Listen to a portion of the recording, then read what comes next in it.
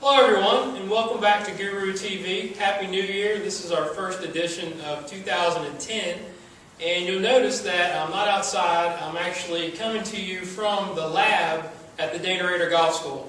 This is our video room. Very cold outside, so I thought we would talk about how do we get some work done inside while the weather is bad. Especially for you guys up north, this is really going to help you to try to keep your game in shape before you can get out to the range when the ice thaws. And I really want to zero in on one area of the golf swing, and that's what's the club face doing throughout your golf swing. We've talked a lot about swing plane, we've talked a lot about the shape of the swing, but I think the easiest and the quickest way to change your ball flight is to change what the club face is doing. So as we look at the club face throughout the swing, there's often questions of what is open, what is square, and what is closed. And that's really what I want to discuss today with you. And I know it's kind of tough to see this club face from so far away, and it's so small, so I thought I would get a little better visual, so I broke out my monster club. So hopefully everybody can see this. So it's a real effective way to work on your golf swing. As you can tell behind me, there's mirrors, and I'm sure all of you have, at some point in your golfing careers, got in front of a mirror, maybe made a few swings, look at some positions, and really tried to work on things and to see what you look like if you don't have a video camera. But I think it's important, first off, is to know what you're looking at, right? If you're looking in the mirror and you're doing something wrong, that's really not going to help you. Many of my students that I work with have really had great success over the winter working on their golf swings in a mirror because, number one, they know what they're looking for. So let's talk about club face. For those of you out there that have shots that curve too much to the right or even curve too much to the left, the quickest way to get that ball playable again is to change what the club face is doing. I'm going to give you a couple of areas to look at and a couple of ways to do that. So the first thing is we want to understand what is square and what is open and what is closed. So as I set up, and in the mirror obviously you can start to work on your posture and your setup. As I take the club back halfway, this is a great position to look at. This is a great way to say, alright, what's the club face doing in this position? For those of you that slice the ball, the tendency is maybe to over-rotate the club face and get it what we call open. So you can see the club face is leaning backwards.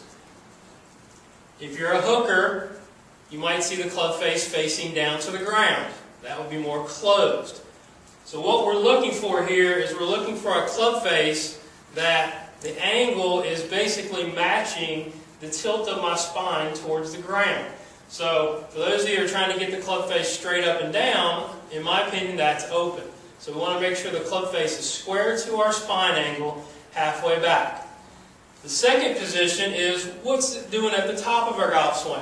And this is probably the first things that I look at when I'm looking at a golf swing and analyzing a golf swing and looking at the ball flight is what's the club face look like at the top. So for the slicers, you're going to tend to see the club face looking more toe down or even backwards. Okay, that's extremely open.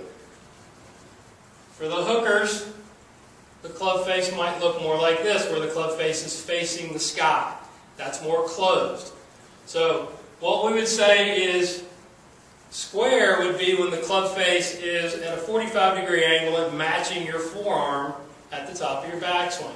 So if you can see that matches the back of my left arm.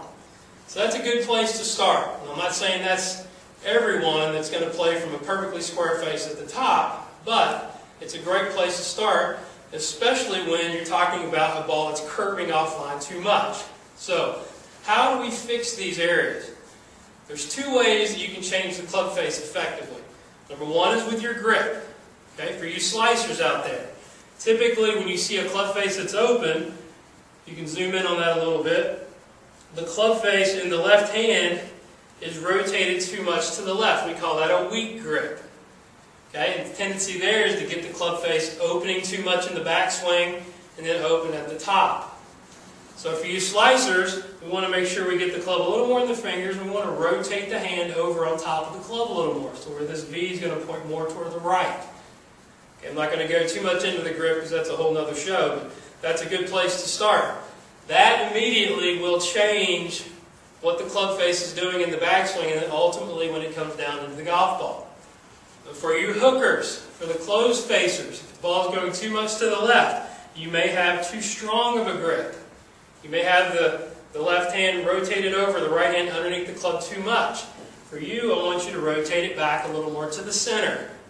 I think a great place to start mostly is when you can see two knuckles on your left hand. That's a nice kind of neutral type of grip right there where the club face should stay square, and then we adjust according to your ball flight. So, as we take it back, we want to look at this position here where the club face is nice and square, toe is slightly down. Up to the top, nice and square again. And then another place to look is down at delivery, when the club is halfway down. Is the club face too open? Is it square? Is it too closed? All right, so these are all things that you can look at as you're in a mirror inside, doing it very slowly, because it's very tough to see a club and a swing that's going at full speed.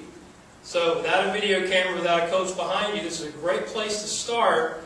And you know if your ball flight tendencies are going one way or another, you have a way to fix it. So I hope this helps everybody.